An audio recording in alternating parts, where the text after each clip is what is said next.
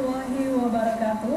Halo pemirsa setia JEK TV dimanapun Anda berada. Salam jumpa kembali bersama saya Sujanisa dalam dialog eksklusif bersama BNN Kota Jambi, di mana pada hari ini kita akan berdialog bersama orang-orang yang sangat penting sekali bersama kita pada hari ini, tentunya dengan tema yang sangat menarik juga, yaitu tentang peran orang tua dalam upaya pencegahan penyalahgunaan dan peredaran narkoba di lingkungan keluarga. Kalau kita berbicara tentang narkoba, apalagi di zaman yang sekarang ini, mungkin sangat berhati-hati sekali khususnya bagi orang tua, karena narkoba ini sangat membahayakan sekali, terutama bagi anak-anak kita, apalagi sangat membahayakan sekali untuk generasi kita ke depannya. Itu pada hari ini kita akan berbincang bersama 3 orang narasumber kita yang sangat luar biasa sekali. Kita sapa dulu.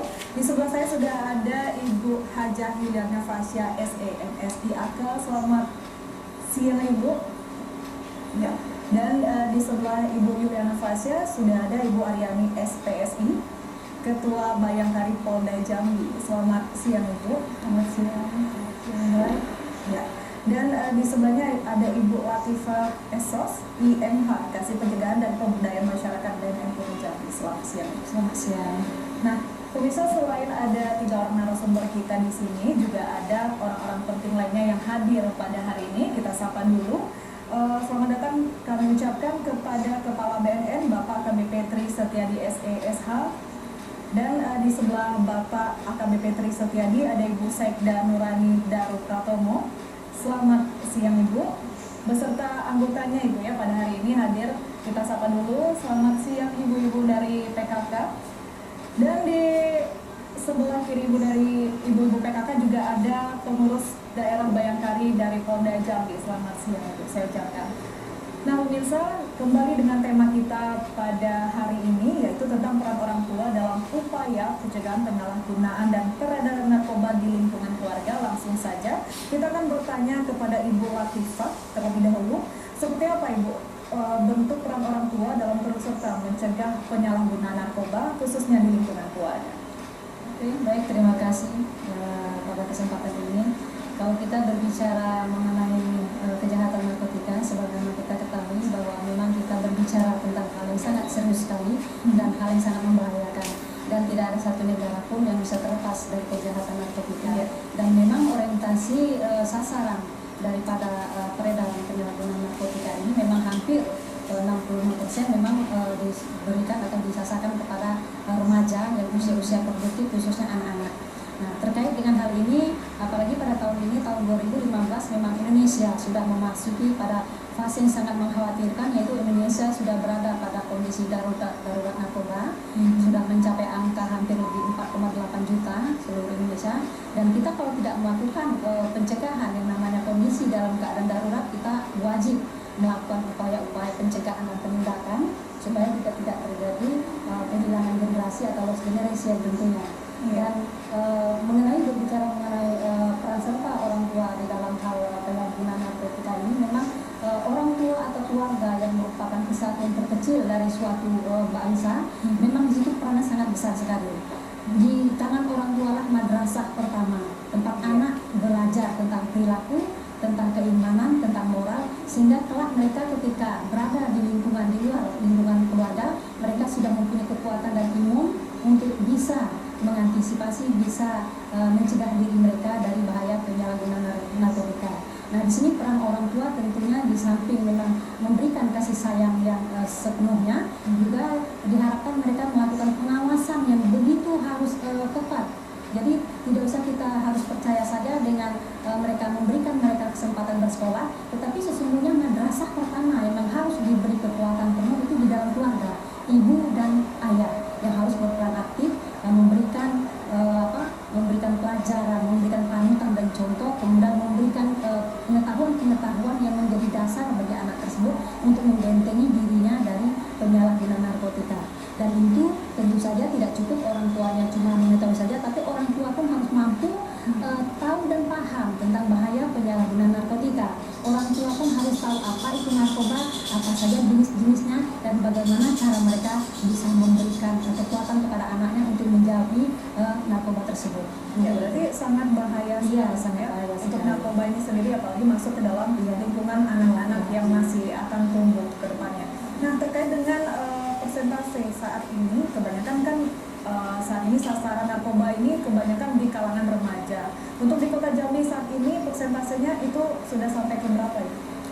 Kalau penyalahgunaan narkotika khususnya di Kota Jambi memang setiap tahun mengalami peningkatan, itu pun kita akui, dan Indonesia juga termasuk negara yang cukup sangat memprihatinkan, dan Provinsi Jambi pun sekarang berada pada urutan ke-13 se-Indonesia juga dengan jumlah orang hampir 54.000 orang lebih.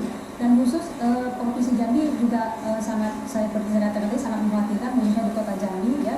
Dan sekarang pun terjadi peningkatan umur pecandu. Kalau dulu mungkin dari 17 tahun ke atas, tetapi sekarang sudah diketemukan anak-anak yang masih betul-betul usia dini, sudah kita ketemukan mereka menyalahgunakan narkotika usia 11 tahun, 12 tahun, 13 tahun.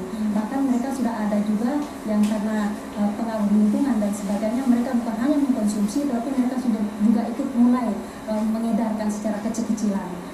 Kalau dipresentasikan sesuai dengan program kita yang kita melakukan, sering kita melakukan sosialisasi dan tes urin ke sekolah-sekolah, hampir di setiap sekolah yang kita lakukan tes urin ada saja.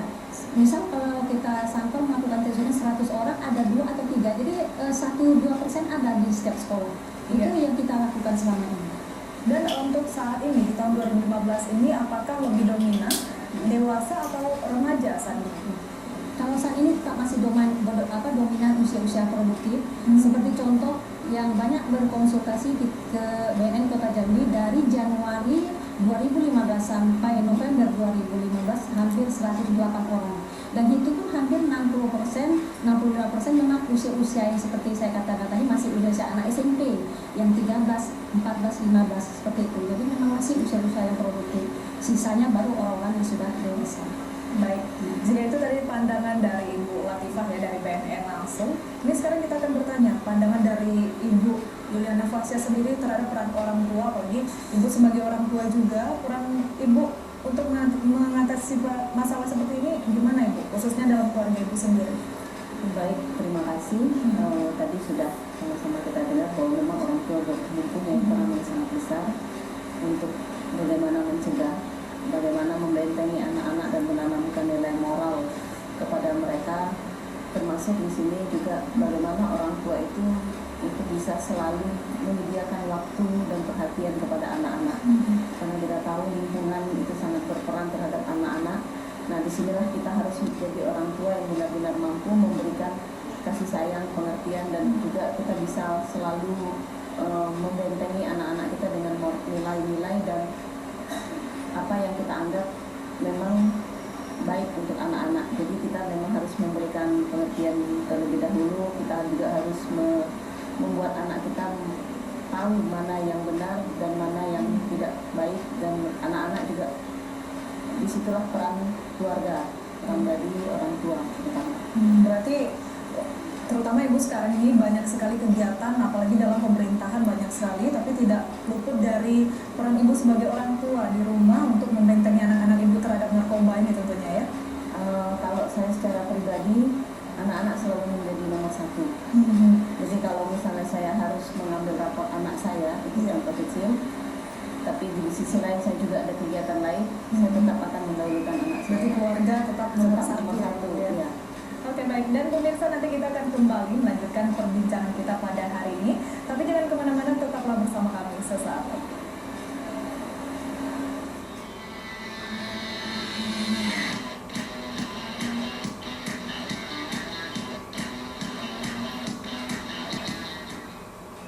Kembali lagi dalam talk show eksklusif bersama BNN Kota Jambi, dan jika tadi kita sudah mendengar apa saja sih pandangan dan peran orang tua dalam mengatasi tentang peredaran ataupun penyalahgunaan narkoba di lingkungan keluarga.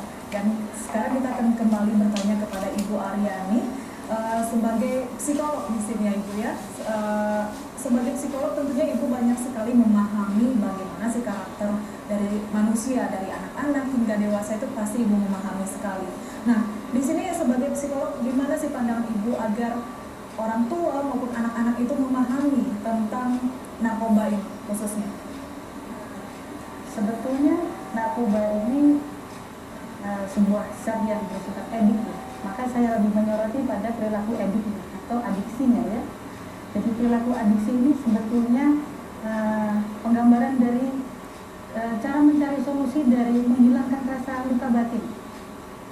Jadi ketika seseorang merasa sangat tidak nyaman, maka dia cari upaya untuk menyamankan, dan adiksi terhadap narkoba itu salah satunya. Lantas bagaimana bisa terjadi peristiwa luka batin? Ini berasal dari keluarga yang disfungsional atau keluarga yang tidak berlaku sebagaimana mestinya. Keluarga ini sebetulnya punya peran harus memberi rasa aman, rasa terpenuhi kebutuhan, rasa dihargai, rasa dimiliki. Bila peran keluarga ini tidak bisa berjalan dengan baik, maka berisiko membuat anak mempunyai luka batin. Dan perilaku adiksi itu berasal dari perilaku. Kita mengetahui tidak hanya narkoba saja pelarian anak-anak sekarang ini, Bu, ya, ke hal-hal yang menyimpang juga beralih, seperti halnya pornografi.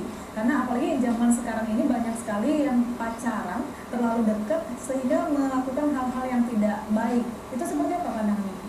Betul, sebetulnya adiksi tidak hanya terbatas di bidang dengan narkoba ya, bendanya bisa dengan pornografi, bahkan perilaku makan yang berlebih itu pun bisa bersifat candu. Mengapa bisa terjadi seperti ini? Maka yang penting sebetulnya adalah ketika anak berisiko masuk di tahapan BLAS. BLAS itu singkatan dari boring, lonely, angry, stress, dan tired.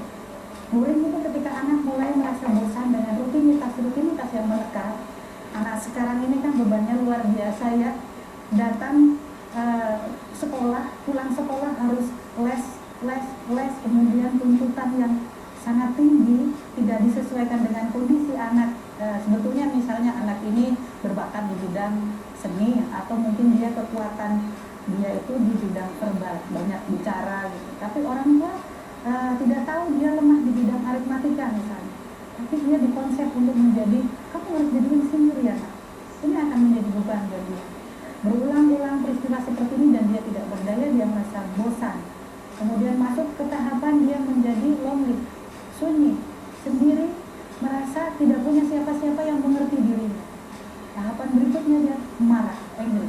Pada saat marah ini, dia merasa berhadapan dengan figur yang tidak bisa dilawan, tapi dia memendam marah.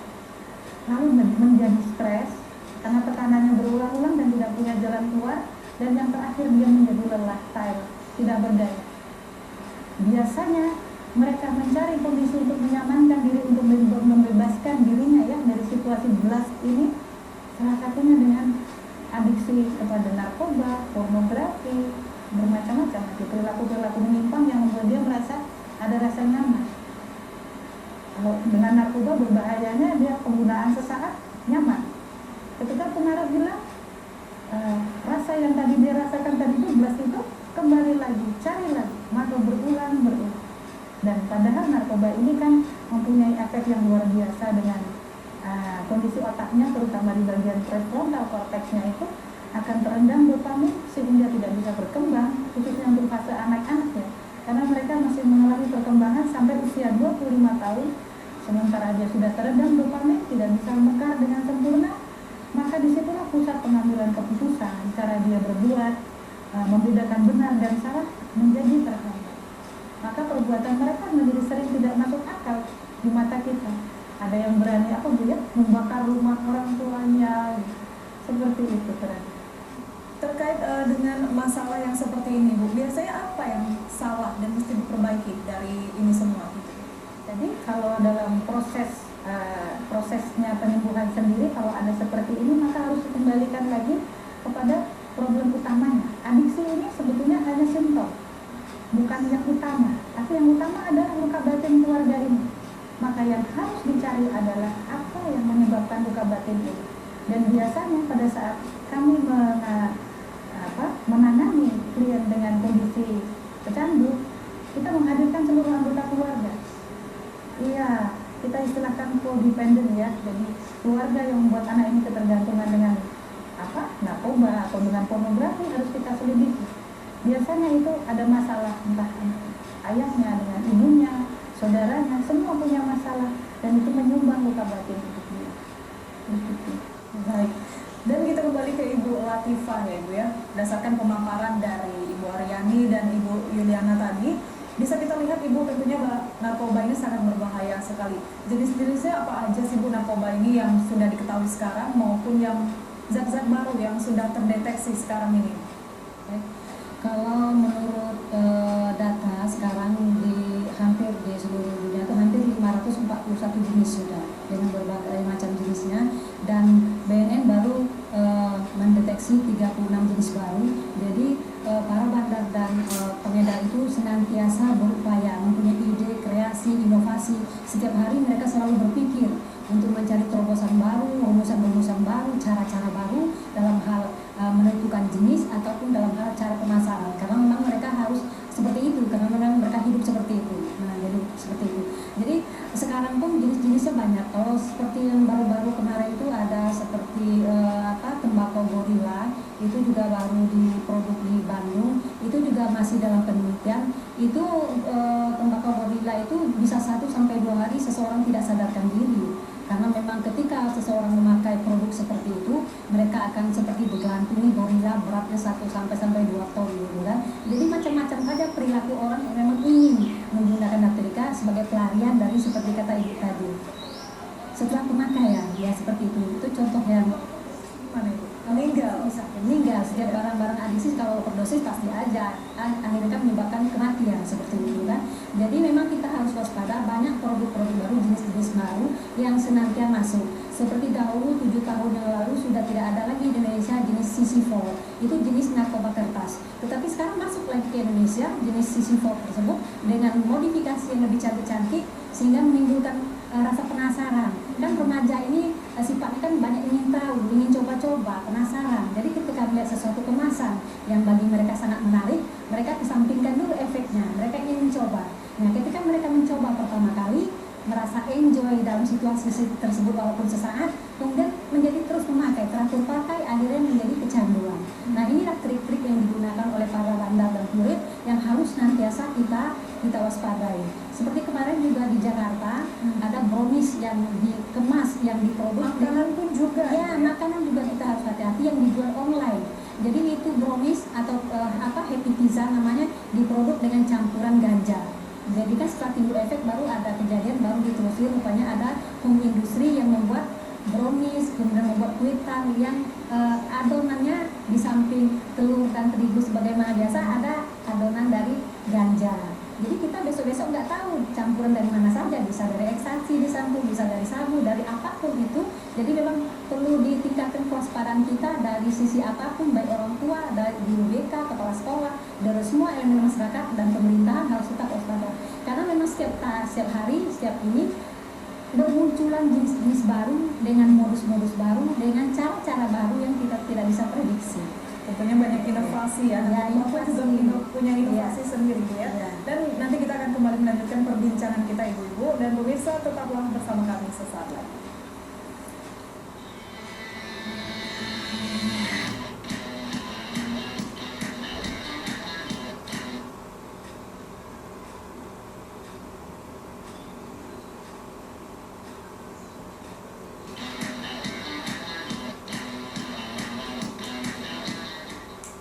Pemirsa masih bersama kami dalam talk show eksklusif bersama BNN Kota Jambi. Dan pemirsa, tadi kita sudah mendengarkan apa saja sih inovasi-inovasi narkoba terbaru saat ini, khususnya tahun 2015 ya Ibu Latifah ya.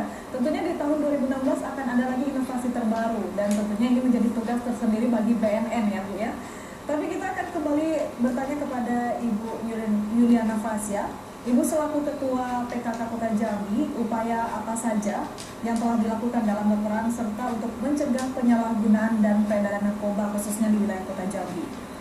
Kalau kita masih terbatas untuk lingkungan kita yang sifatnya memberikan pengarahan kepada ibu-ibu, terutama bagaimana kita memberitahu ibu-ibu jujur. Kita sendiri kan banyak, nah tadi udah dijelaskan, Ya. kita dengar namanya udah sering, tapi bentuknya kan belum tahu. Nah itu, jadi kami memang sangat membutuhkan BNN, terutama yang pakar, bagaimana menjelaskan kepada ibu-ibu. Jadi jangan sampai anaknya lebih pintar daripada ibunya. Jangan sampai Jangan sampai orang tua itu memang dibohongi sama anaknya, dibilang ini apa-apa. Jadi memang kita memberikan penyuluhan kepada ibu-ibu, tapi juga memberikan barangnya langsung, melihatkan kepada ibu-ibu bahwa ini loh dan bagaimana ciri-ciri dan lain-lain. Jadi memang kita memberikan penyuluhan kepada ibu-ibu, terutama sosialisasi kepada ibu-ibu, orang tua, bagaimana bentuk narkoba itu, kemudian ciri-cirinya. Jadi jangan sampai pengen yang kecolongan terlebih dahulu. Ya, tentunya Ibu akan gencar ya melakukan sosialisasi, terutama ke ibu-ibu di kecamatan-kecamatan yang ada di Kota Jambi ya. Ke PKK tingkat yang lebih rendah. Ya, dan kita beralih ke Ibu Aryani, Ibu ya. Ini terkait tentang narkoba kembali, biasanya apa sih Bu yang melatar belakangi, khususnya remaja menggunakan narkoba ini selain dari masalah keluarga? Biasanya kan ada ini Bu ya, kita melihat keluarganya baik-baik aja, malah apa yang dibutuhkan anaknya terpenuhi semua, tapi mereka tetap melakukan penyalahgunaan narkoba ini. Seperti apa? Sebetulnya tetap berputar kembali di masalah psikologi ya yang saya dalami. Jadi anak-anak yang sepertinya berasal dari keluarga baik-baik, orang tuanya bekerja dengan posisi yang layak, keluarganya berkecukupan, seperti tidak ada alasan untuk ada problem di rumah tangganya ya.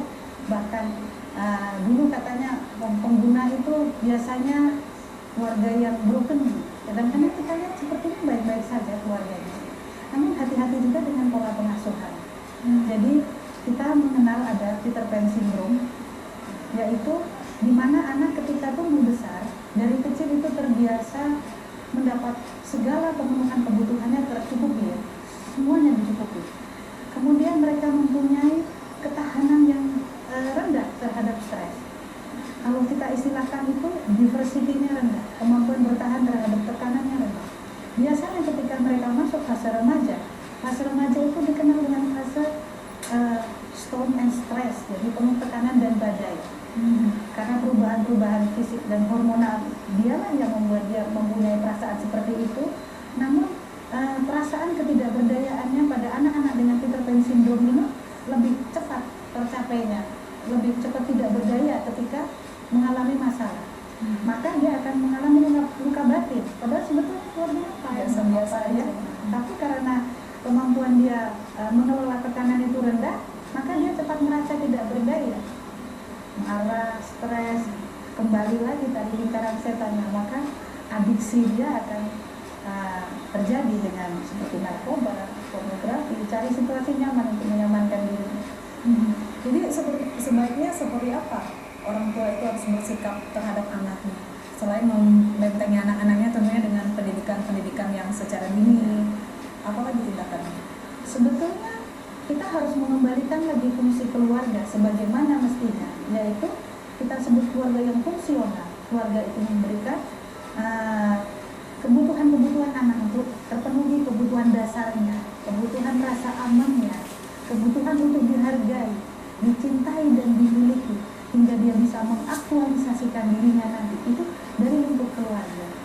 Jadi ketika seorang orang tua berusaha memenuhi keinginan anaknya, itu harus dengan landasan perasaan ke depan ya.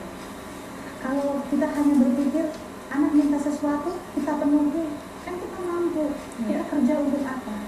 Kita lupa bahwa kita sedang menyiapkan generasi yang tangguh, yang bisa menghadapi kesulitan, bukan yang terbiasa dipenuhi kebutuhannya sehingga tingkat bertahan stresnya itu jadi rendah. Kebanyakan sekarang orang tua melakukan hal yang seperti itu, benar nggak Ibu yang ada di sini? Ya. Jadi gimana Ibu untuk menyikapi permasalahan anak? Biasanya kan mereka lebih percaya terhadap teman sebayanya. Itu yang kita lihat sekarang ini. Padahal orang tua mereka open terhadap anak-anaknya, tapi mereka lebih percaya terhadap teman sebayanya. Untung kalau ketemu teman yang memang baik dan lingkungannya yang bagus. Kalau ketemu teman yang lingkungan yang nggak bagus, sebenarnya akan beralih ke hal-hal yang negatif ya Ibu ya. Gimana agar remaja ini memang terhindar dari semua bahaya yang akan menghadapi mereka? Baik, sebetulnya sulit kita ya kalau mau membentengi anak kita. Ibarat kata mau dikurung dengan bola plastik begitu ya, kemana-mana terus nggak mungkin kan. Jadi yang bisa kita berikan padanya adalah pemahaman-pemahaman di dalam, termasuk pemahaman terhadap agama ya, religiusitas keluarga itu pasti harus dibangun. Kemudian memang rasa dicintai dan dimiliki, bahwa kamu adalah anak kami yang berharga.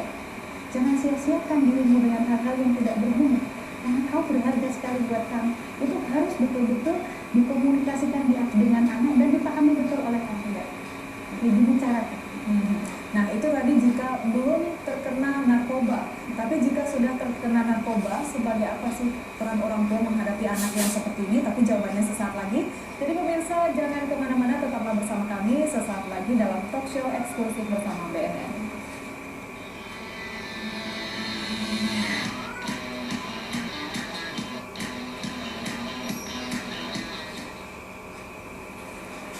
Ya pemirsa, Anda kembali bersama kami dalam talk show eksklusif, masih bersama BNN Kota Jambi dan 3 orang narasumber kita di sini.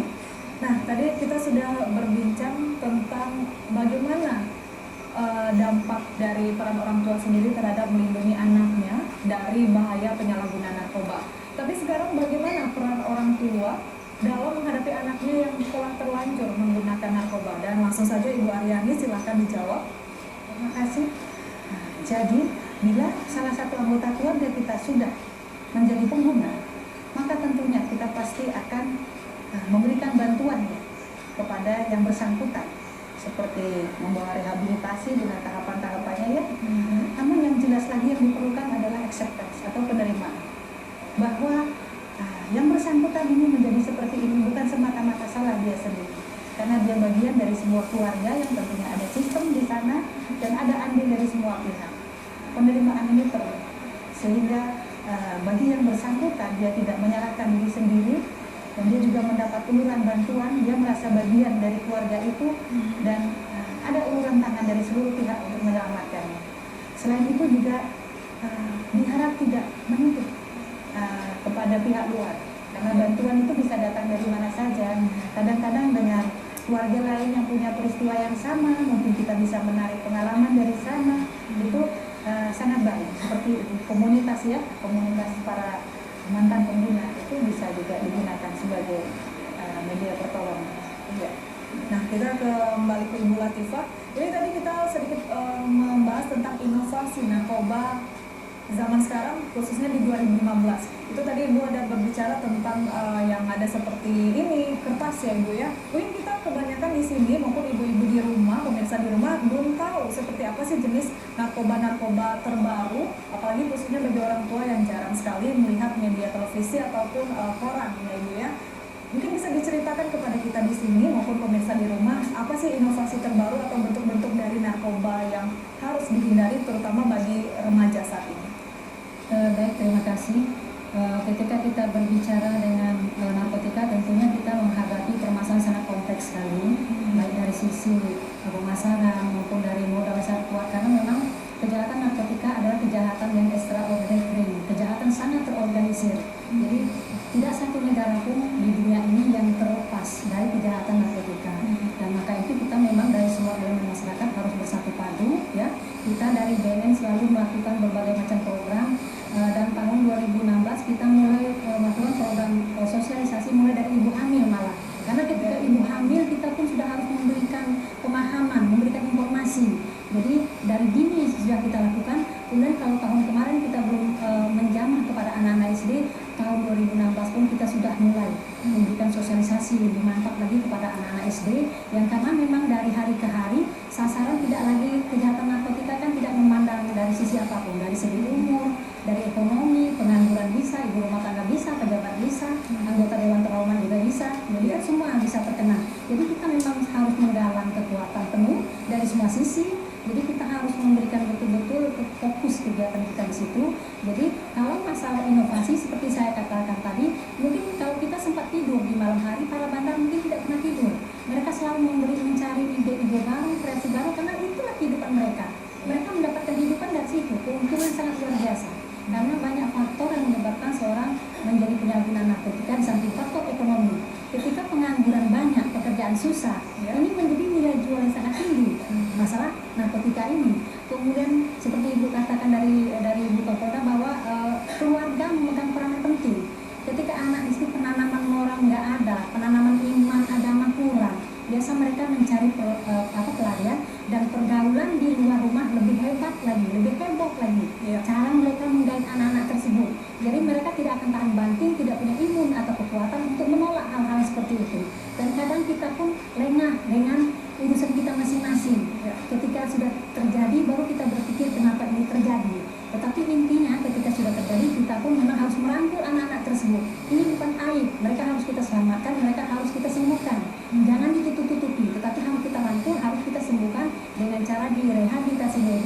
sosial. Dan mengenai inovasi memang harus selalu kita waspadai, tidak bisa diduga-duga. Tahun 2016 mungkin nanti datang lagi jenis baru, produk baru yang sekarang belum kita ketahui gitu kan. Jadi sama saja kejahatan narkotika adalah pembunuh massal yang siap meluncurkan amunisi-amunisi pembunuh untuk generasi kita, seperti itu. Ya, mungkin untuk tahun 2016 mendatang ini, seperti apa langkah dari BNN selain merehabilitasi para pengguna narkoba ini? Langkah yang kita lakukan memang sesuai dengan program kita selalu bersinergi. Di samping program kita sendiri, kita selalu bersinergi. Dan kami sangat berbangga sekali mendapat support yang luar biasa dari Bapak Wali Kota Jambi, juga dari Bapak Kapolda dan sebagainya. Kita bersinergi bersama-sama.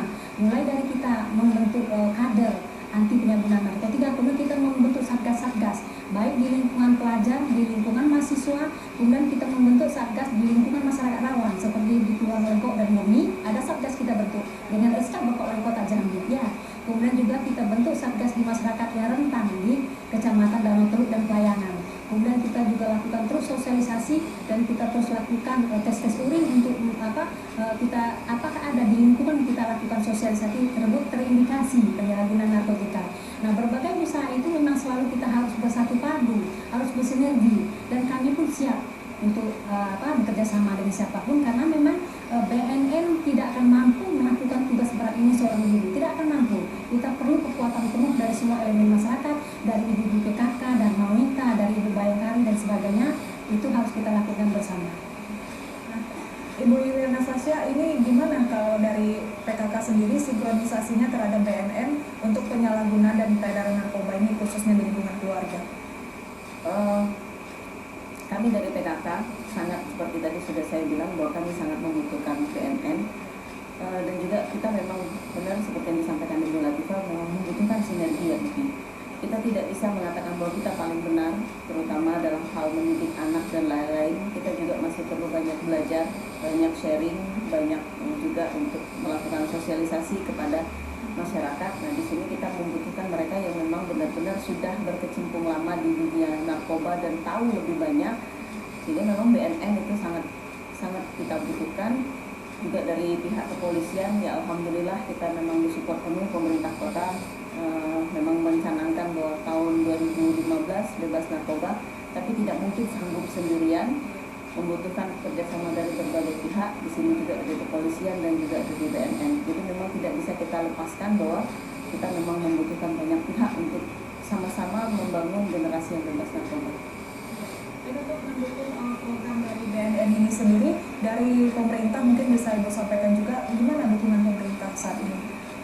Kalau kita bebas narkoba ini sudah sangat banyak yang dilakukan oleh Bapak, terutama dari seluruh pegawai pemerintah kota dari sejak awal 2015, karena ini memang pencanangan bahwa tahun bebas narkoba. Tidak ada pemberitahuan, tetapi langsung dilakukan misalnya tes urin. Jadi ada beberapa pegawai yang memang terbukti itu, kalau memang terbukti dia hanya pengguna, seperti tadi disampaikan oleh Ibu Latifah, kita kan tidak menghakimi pengguna, tetapi kita membantu bagaimana mereka supaya lebih baik, membantu untuk rehab. Kemudian kalau memang ternyata dia tingkatnya lebih lanjut atau sebagai apa, dikenakan sanksi baik dari pemerintah sendiri maupun kita serahkan kepada pihak yang lebih berwenang sendiri. Nggak menutup kemungkinan untuk dipecat dari jabatannya, Bu ya? Baik, nanti kita akan lanjutkan kembali talk show kita pada hari ini, tapi pemirsa tetaplah bersama kami sesaat lagi.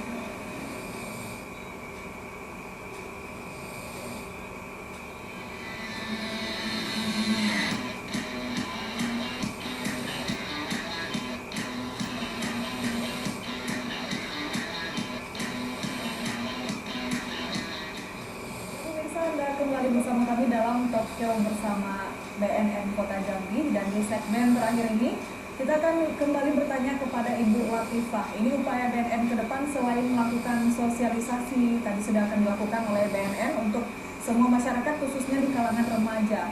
Terus langkah yang selanjutnya akan diberikan kepada pengguna narkoba selain direhabilitasi apa aja itu? Terima kasih.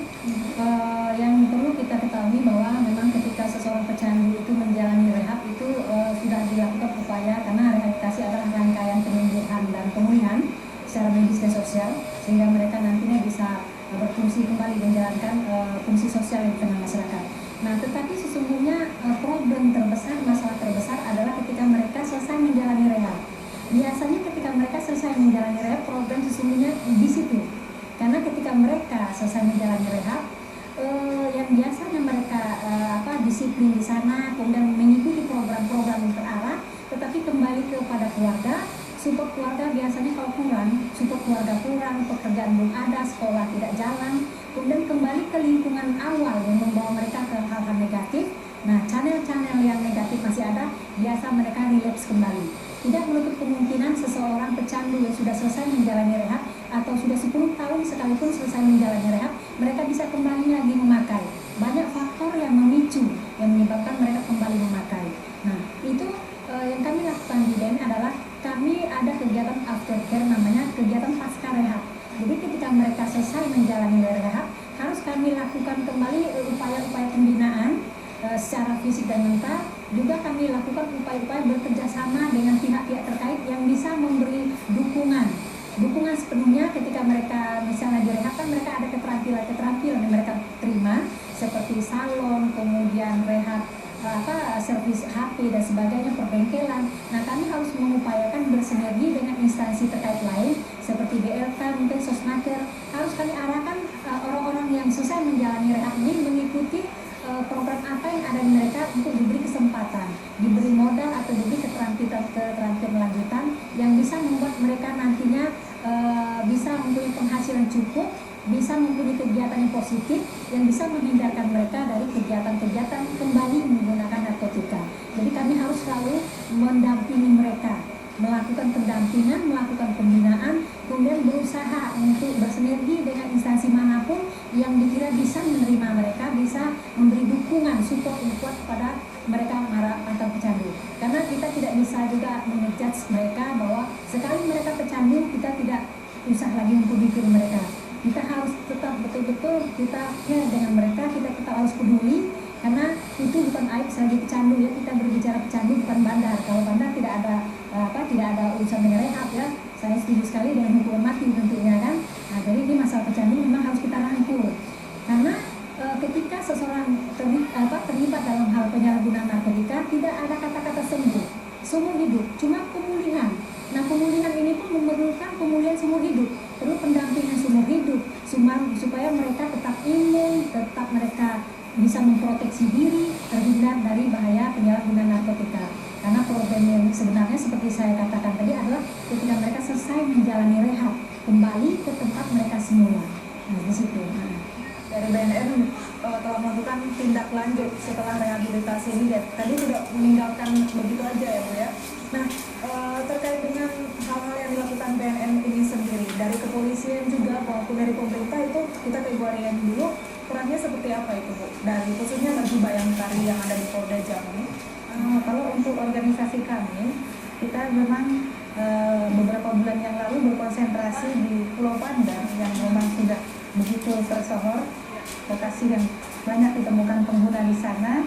Jadi ketika dilakukan operasi berulang-ulang di sana, kemudian ada yang seperti disampaikan Bu Latifah, kegiatan yang bersifat aftercare, di mana Bapak Kapolda Jambi waktu itu membuat sebuah kegiatan namanya Sekolah Tukang, bekerja sama dengan ILUMI, Ikatan Alumni UI, yaitu mengadakan semacam pelatihan pendek secara informal kepada penduduk di sana, baik mereka pernah menggunakan ataupun tidak. Jadi dibuka saja peluangnya untuk mendaftar, itu untuk belajar bertukang.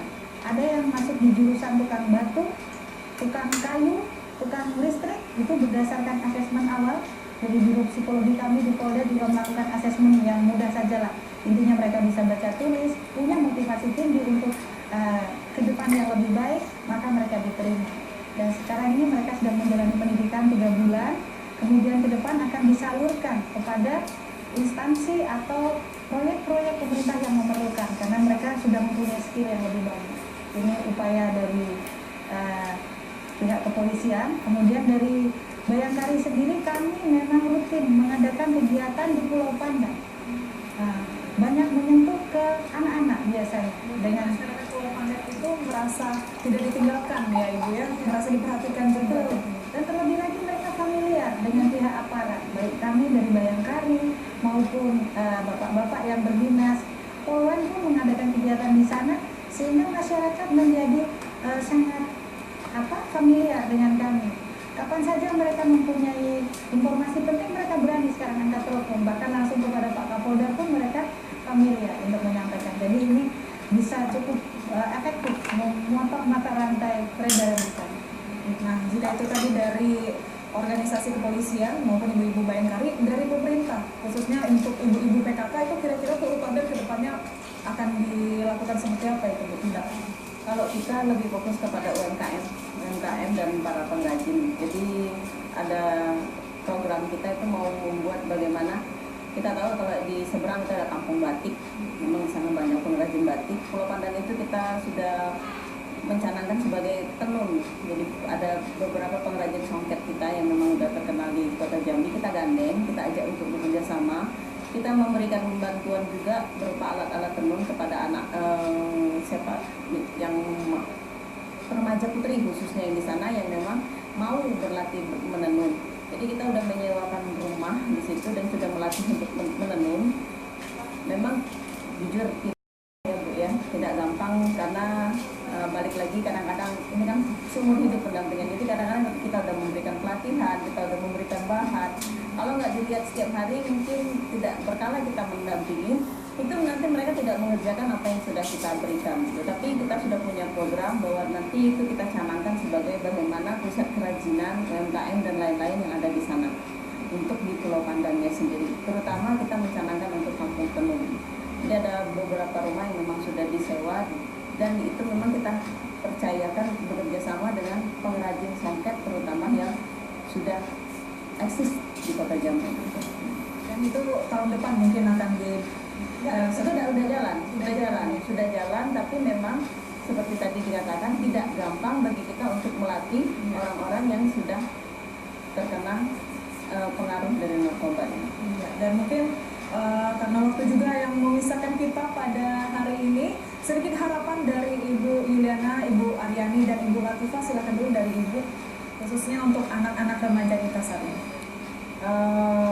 Harapan dari saya mudah-mudahan anak-anak kita bisa membedakan mana yang memang benar-benar akan memberikan manfaat bagi masa depan mereka dan mana yang kira-kira itu hanya akan memberikan hal-hal buruk bagi masa depan mereka. Dan juga kepada orang tua, mudah-mudahan akan lebih banyak orang tua yang lebih mengutamakan keluarga, memberikan waktu, support dan kasih sayang yang sebaik-baiknya buat anak-anak, sehingga anak-anak kita itu memang benar-benar merasa disayangi secara apa adanya mereka, sehingga anak-anak kita juga akan lebih kuat dalam menghadapi banyaknya godaan di masyarakat dan lingkungan. Terima kasih Bu. Silakan Ibu Aryani. Pada anak-anakku semua, generasi muda di Jambi ini, marilah kita jadikan diri kita semua generasi yang bersih, bebas dari narkoba, karena masa depan negara ini ada di kalian, sehingga kalianlah nanti yang akan menjadi penerus-penerus kami. Jadi memerlukan anak-anak yang sehat, cerdas, dan hebat. Untuk itu, kepada para orang tua, yaitu dalam hal ini sebagai sebagai inti dari keluarga, kita mohonkan kembalikanlah fungsi keluarga sebagaimana mestinya, di mana anak-anak merasa di sana merasa terpenuhi kebutuhannya, terayomi, mendapat rasa aman, dihargai, dicintai dan dimiliki, sehingga tidak ada lagi anak-anak yang harus menderita luka batin di dalam keluarganya sendiri. Dan hal ini akan menjadikan benteng yang kuat agar mereka tidak mengalami adiksi dengan hal-hal yang tidak baik. Ya. Baik, terima kasih Ibu Aryani, dan terakhir Ibu Latifah dari BNS. Silakan harapannya ke depan seperti apa ini? Pada kesempatan ini saya akan menyampaikan bahwa sesungguhnya inti atau roh dari Undang-Undang Nomor 35 Tahun 2009 itu adalah juga terletak pada pasal 54, yaitu bahwa sesungguhnya pecandu atau korban penyalahgunaan narkotika wajib mendapat rehabilitasi medis dan sosial. Untuk itu saya menghimbau kepada orang tua atau yang sudah terindikasi atau sudah kecanduan narkotika, untuk jangan takut-takut untuk melaporkan diri, karena dijamin oleh undang-undang ketika melaporkan diri akan dilakukan asesmen dan akan dilindungi juga oleh undang-undang, akan dilakukan rehabilitasi medis dan sosial, jadi tidak akan dipidanakan. Itu intinya seperti itu.